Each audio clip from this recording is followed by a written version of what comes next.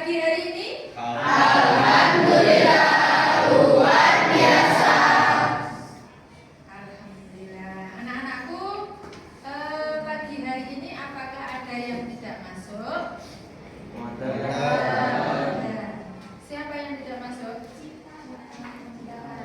Cita kemana? Cita izin.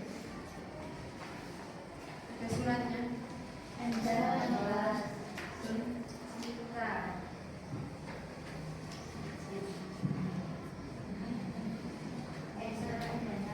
Sama? Indah Laila kemana? Ada lagi? Baik anak-anakku, karena hari ini kan ada temanku yang sakit ya, kita doakan semoga Endang segera sehat kembali dan bisa beraktivitas seperti biasa. Anak-anakku, di hari ini ya pembelajaran kita yaitu coding dan kecerdasan artifisial. Ya. Nah, hari ini kita akan membahas tentang berpikir komputasional. Nah, apa tuh berpikir komputasional itu apa? Mungkin dari kalian sudah pernah mendengar berpikir komputasional itu apa? Nah, ini ya, coba dilihat di papan.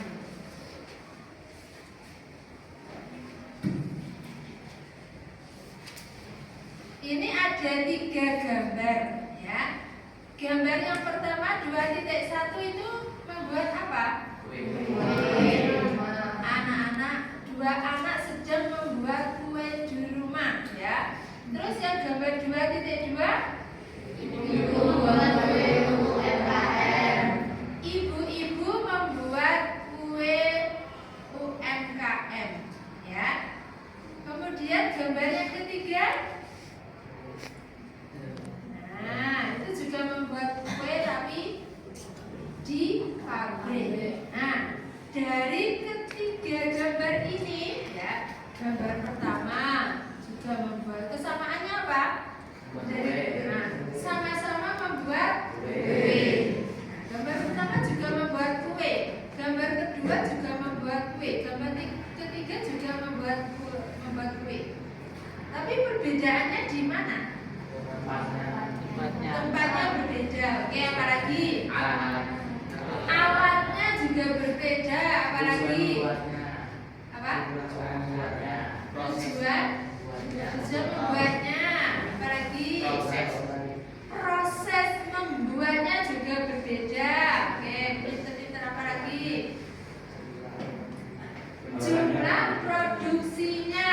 Nah, jumlah produksinya pasti nanti juga akan beda. Nah, kalau yang gambar 2.1 yang dibuat anak-anak, jumlah produksinya kira-kira banyak apa sedikit? Sedikit. Kalau gambar 2.2 wajar, karena ini skala rumah ya. Nah, skala UMKM.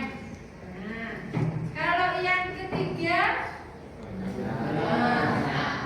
skalanya atau produksinya lebih banyak karena sudah dibuat di pabrik dengan menggunakan alatnya apa? Mesin. Kalau yang pertama menggunakan alat yang biasa, sederhana. Yang kedua sudah agak besar. Nah, yang pertama paling ovennya cilik. Nah, yang kedua karena ini skalanya agak besar, sedikit sedang ya, rumahan ya. Itu nanti juga ovennya agak besar lagi.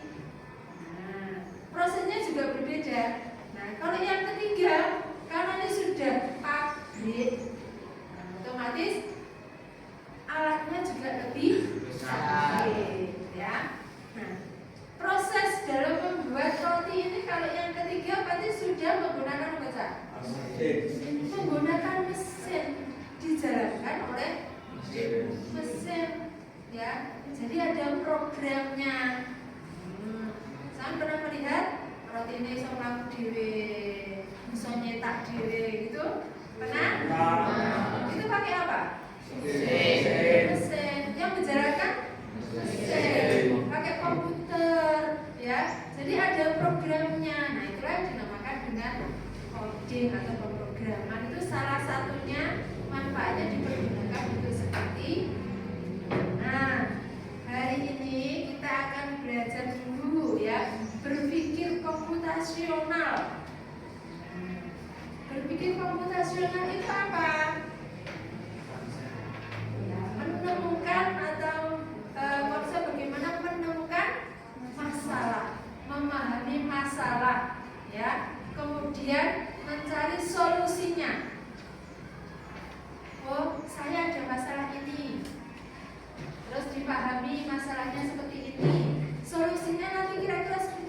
ya. Nah, kalau contoh tadi membuat roti, ya, membuat roti. Yang pertama roti itu kan yang gambar 1 tadi skala kecil ya, untuk dua orang. Nah, 2 orang berarti alatnya kecil. Nah, yang kedua alatnya agak besar. Yang ketiga karena itu nanti dipergunakan produksinya untuk banyak orang, ya, diperjualbelikan untuk banyak orang skala besar. Nah, berarti harus menggunakan apa? Kan ada masalah di mesin roti untuk berapa orang? Untuk 1000 orang. Berarti bagaimana caranya supaya nanti bisa cepat dalam membuat rotinya, ya, produksinya bisa cepat? Bagaimana caranya? Nah, berarti kalian harus setelah menemukan masalah, memahami dan mencari solusi. Nah, inilah yang akan kita pelajari pagi hari ini, berpikir komputasional. Sama dengan kalian. Kalian punya masalah enggak? Punya. Punya. Yang namanya manusia itu pasti memiliki masalah. Nah, dari sini kalian juga harus belajar. Oh, misalkan ada masalah. Masalahnya apa? Kalau di pagi hari terkadang ada siswa yang terlambat. Pernah melihat? Itu kan juga masalah. Nah, sama melihat. Oh, terlambat ke sekolah. Kemudian dipahami. Kenapa kok? Sama gurunya ditanya. Kenapa kok terlambat ke sekolah? Nah, ya kan? Karena mesti cerita. Saya bangunnya kesiangan, Bu. Kenapa kok bangunnya kesiangan? Karena tidurnya kemalaman, Bu. Kenapa kok tidurnya kemalaman? Pasti kan terus akan ditanya seperti itu. Karena tidurnya kemalaman, ngopi, Bu. Nah, ada kan seperti itu? Ya. Nah, kemudian dari situ dicari solusinya. Piye to carane ben enggak terlambat ke sekolah lagi? Sampai harus mencari solusinya. Yang pertama harus mengatur jam tidur. Harus tidur lebih awal. Supaya apa? Bangunnya tidak siang. Kalau bangun sudah pagi, jam 4 pagi sudah bangun, terus sholat, ya, terus membantu orang tuanya, menyiapkan diri, makan. Jam 6 kalian sudah prepare, terus berangkat ke sekolah, ya. Saya yakin tidak akan terlambat. Sama, misalkan, Bu, saya juga punya masalah. Apa masalahnya? Saya diputus. Nah, itu juga masalah. Nah, kalian harus belajar memecahkan masalah. Alah, mek ngono ae. Kan aku masih sekolah. Tujuan saya belajar, mencari ilmu. Kok rasa galau, ya? Kok rasa dadak koyo sinetron dadak bunuh diri. Ya rugi. Yang rugi siapa? Kamu sendiri. Masa depanmu akan terancam. Gitu ya. Nah, dari sini kita belajar memecahkan masalah, mencari solusi. Ya, kalau punya masalah dan dirasa itu berat, ya, cari kamu bisa menyampaikan ke bapak ibu guru atau orang yang bisa kamu ajak ngobrol itu nyaman, itu siapa, supaya nanti tidak kamu pendam sendiri. Ya, gitu ya. Nah, hari ini kita belajar memecahkan masalah. Nah, tujuannya itu ya, kita menemukan masalah, memahaminya, kemudian mengembangkan solusi yang inovatif dengan bantuan perangkat teknologi komputer. Itu berpikir komputasional seperti itu. Ya. Nah, kemudian 4 teknik pendekatan. Ada 4 teknik pendekatan dalam berpikir Yang pertama apa tekniknya? Dekomposisi. Ya. Yang kedua, pengenalan pola. Yang ketiga, abstraksi. Dan yang keempat adalah algoritma.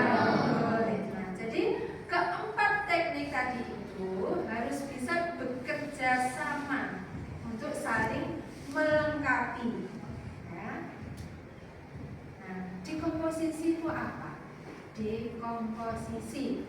Nah, jadi ada teknik pemecahan masalahnya. Yang pertama dekomposisi. Jadi pendekatan dengan memecahkan masalah besar dan kompleks menjadi masalah yang kecil dan lebih sederhana, sehingga mudah dikelola, mudah dipahami, dan kemudian dicari solusi.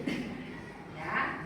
Nah, teknik pendekatan dekomposisi ini dapat dipergunakan dalam berbagai persoalan kehidupan, ya, dan mengembangkan sesuatu, termasuk dalam pengembangan produk seperti gambar pertama tadi. Ya. Itu kan juga menemukan solusi lah untuk mendapatkan atau bisa memproduksi roti dalam jumlah ribuan, berarti harus menggunakan komputer, mesin komputer. Ya. Misalkan ini contoh kehidupan sehari-hari. Ya. Misalnya kita memiliki sepeda. Permasalahannya apa? Ketika sepeda itu dikendarai terdengar bunyi tik tik tak, nah, berulang kali, gretek gretek gretek.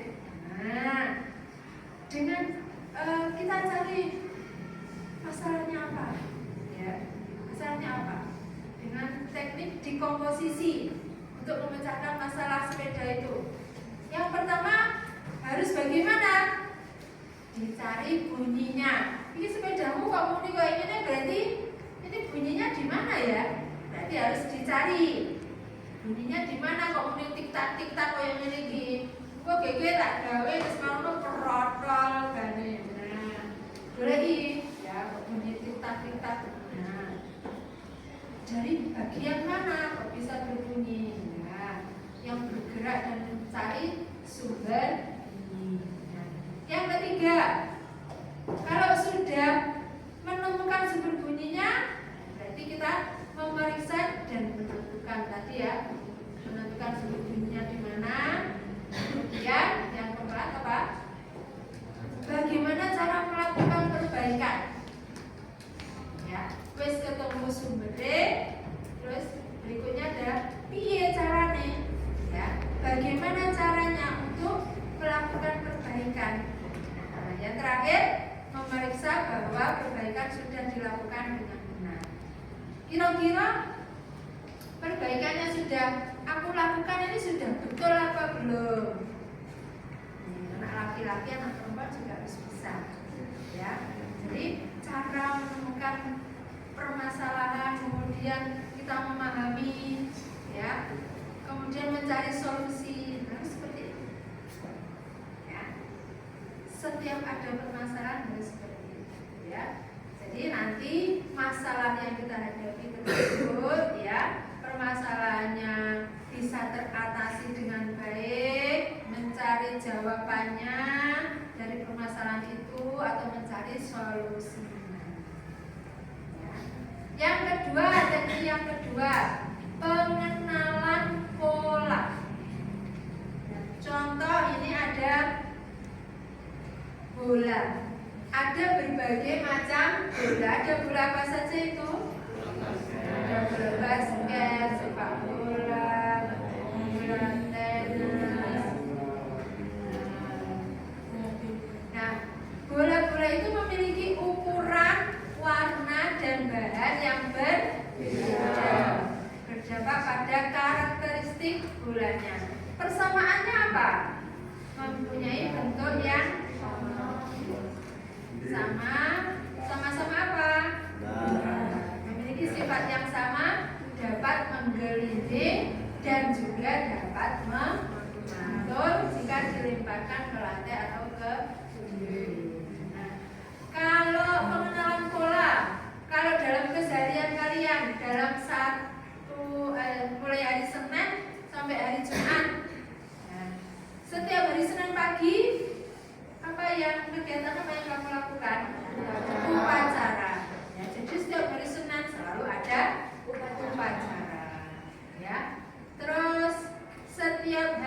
Rabu jam 1:30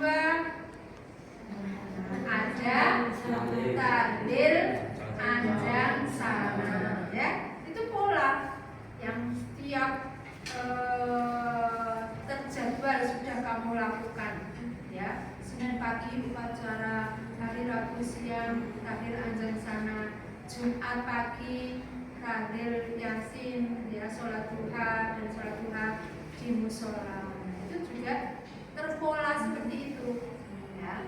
Atau kalian setiap hari bangun paginya jam 4, setiap hari terpola seperti itu, bangun jam 4 supaya sekolahnya tidak terlambat. Jadi pengenalan pola. Nah, contoh itu ya, pola tidak dibatasi dalam bentuk visual saja. Pola dapat muncul dalam berbagai wujud seperti tadi, setiap hari Senin ada upacara, setiap hari Rabu siang kalian tahlil anjang sana, ya.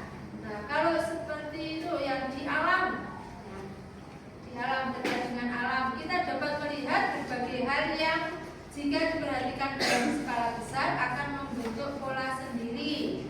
Pemahaman akan pola dapat membantu manusia untuk memperkirakan cuaca musim dan bencana sehingga manusia dapat mengambil tindakan yang dibutuhkan. Nah, misalkan itu contoh gambarnya itu apa? Waktu tanam padi itu kan sudah terpola. Biasanya dilakukan di bulan apa? Nah, petani itu sudah tahu. Oh, ini waktunya tanam padi.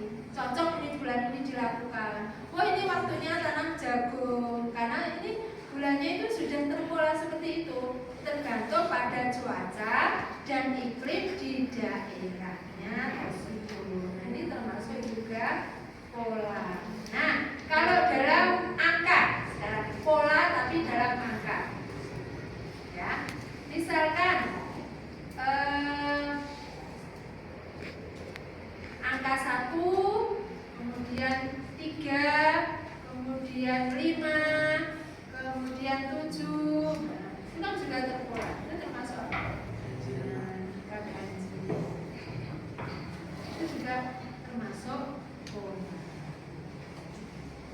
Nah, sekarang yang ketiga adalah selanjutnya untuk pendekatan yang ketiga, yaitu abstraksi.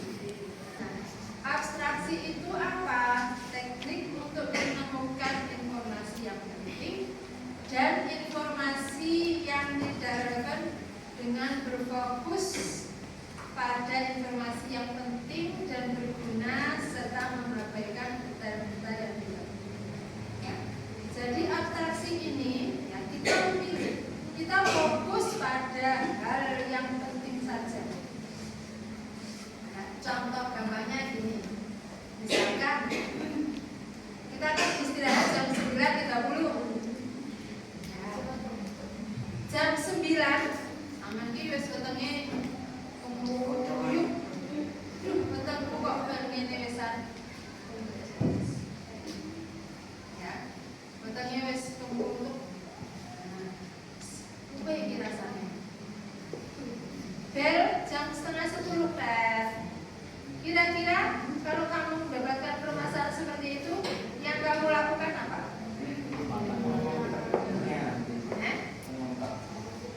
Jam 9:30 kan wis bel, istirahat. Terus yang kamu lakukan apa? Makan. Nah, apakah makan? Apakah ngobrol? Makan. Nah, berarti harus menyampingkan dulu yang tidak penting. Tujuan fokusnya apa? Karena lapar, ya. Permasalahannya lapar berarti harus makan. Jangan ngobrol dulu, tapi harus segera. Kalau bawa bekal, ya harus segera makan, ya. Mumpung istirahat, ya. Terus ngobrolnya nanti saja dengan temannya. Jadi kita harus fokus pada hal yang penting sesuai dengan permasalahan yang dihadapi. Ya. Nah, jadi setelah melakukan dekomposisi, pengenalan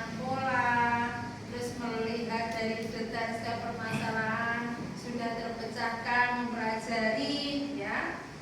Nah, maka dengan melakukan abstraksi, fokus pada hal yang terpenting, informasi apa yang kira-kira bisa berguna, dan menghilangkan atau menghilangkan hal yang tidak penting yang bisa menyelesaikan suatu permasalahan yang tidak.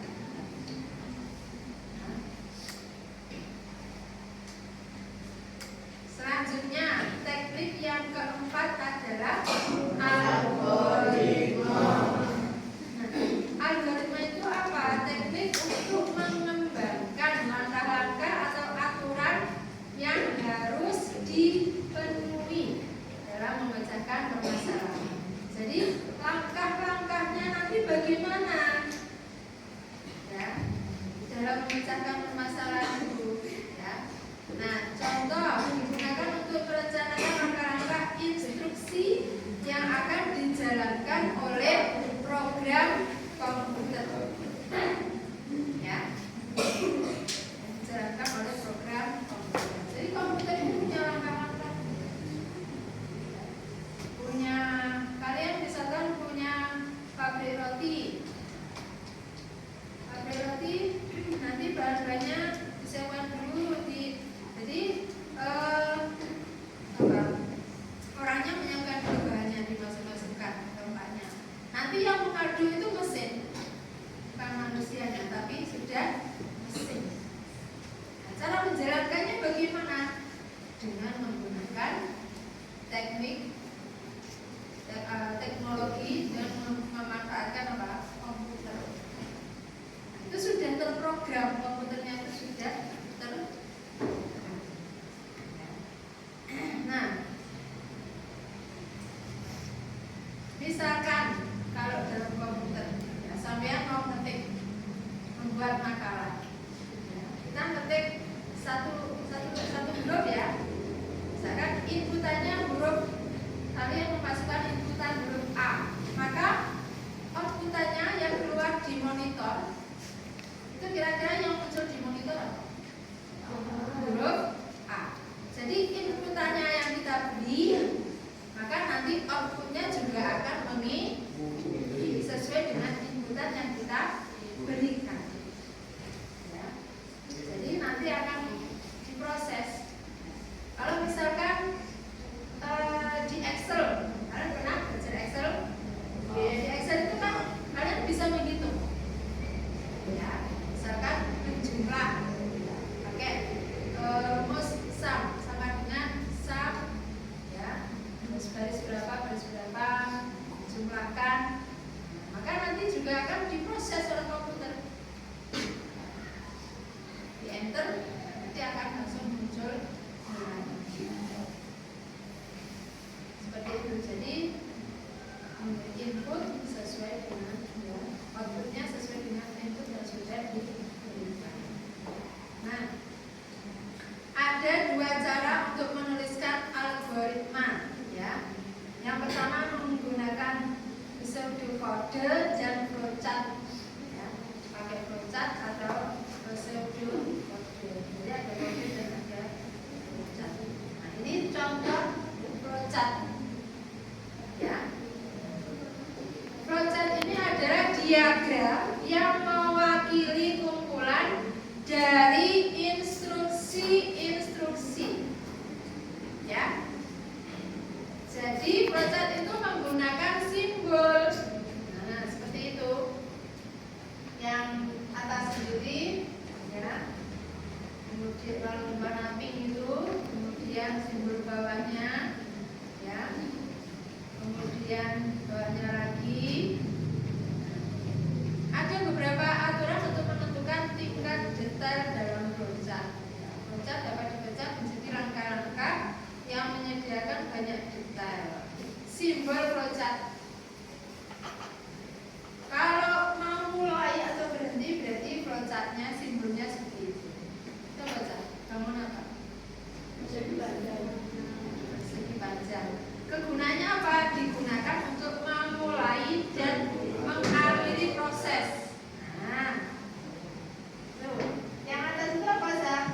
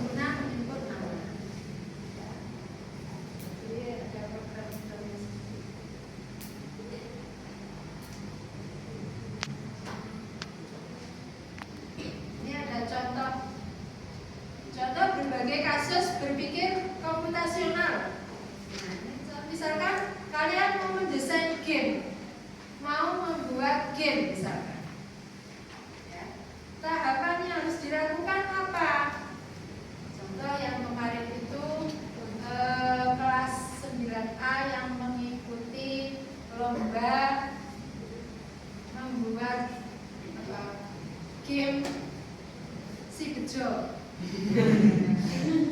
Si bejo ini bisa memilih dan memilah sampah. Yang kemarin juara pertama ya tingkat kabupaten itu kan menggunakan aplikasi apa saja? Scratch, pemrograman Scratch. Dalam itu kan membuat game, dalam mendesain game, ya. Maka kita harus tahu dulu alurnya bagaimana, ya. Permasalahannya bagaimana, ya. Contoh pembuatan game yang pertama, contoh dekomposisinya, ya. Pertama, karakter apa saja yang ada di dalam game. Kalau kalian mau membuat game, ya berarti karakter yang harus ditentukan itulah karakternya. Nanti ada berapa karakter? Ya. Kan ada pemainnya, pemainnya sopawa si bejo. Ada tokoh si bejo. Si bejo punya teman, namanya si beci. Terus si untung. Berarti mungkin ada 2 tokoh. Seperti itu. Kalian harus punya gambaran dulu. Nanti saya mau membuat game ini loh, memilah sampah. Tokohnya ada berapa? Itu harus kamu punya bayangan dulu. Jadi melakukan dekomposisi. Pertama, karakter apa saja yang ada di dalam game. Yang kedua, peran dari setiap karakter itu apa? Si bejo perannya apa? Si untung perannya apa di dalam game? Nah, kemudian bagaimana pergerakan dari setiap karakter? Sama yang biasa main game. Coba siapa yang biasa main game? Saat kalian menjalankan game, karakternya disuruh jalan ke kanan. Jalan ke kanan. Jalan ke kanan enggak? Apa malah jalan ke kiri? Kanan. Kalau tidak sesuai dengan instruksimu, berarti game itu ya, programnya harus dibuat. Nanti kayak nge-lag yuk biar sing berikut. Nah, kemudian setelah mengetahui pergerakannya seperti apa, lanjutnya apa? Apa saja yang terjadi jika sebuah karakter bersentuhan dengan karakter yang lainnya? Kan ada misalkan main game karakternya kalau ada rintangan nanti harus lompat. Ada seperti itu, harus lompat. Jadi harus tahu nanti kalau karakternya bersentuhan atau misalkan kamu membuat game tentang perangkat komputer, kalau yang disentuh itu adalah gambar mouse, berarti nanti bunyinya bagaimana? Oh, nanti akan muncul tulisan mouse berbunyi misalkan, ya. Terus yang kelima, bagaimana skenario atau aturan dari permainan. Nah, kalau sudah melewati rintangan, apakah nanti dapat skor? Ya, berarti harus dapat skor. Kalau tidak bisa melewati rintangan, apakah nanti dikurangi skornya? Nah, itu kamu harus membuat rancangannya seperti itu kalau kamu pengen bermain atau membuat atau mendesain game. Nah, nanti ya, goalnya adalah kamu harus bisa membuat game.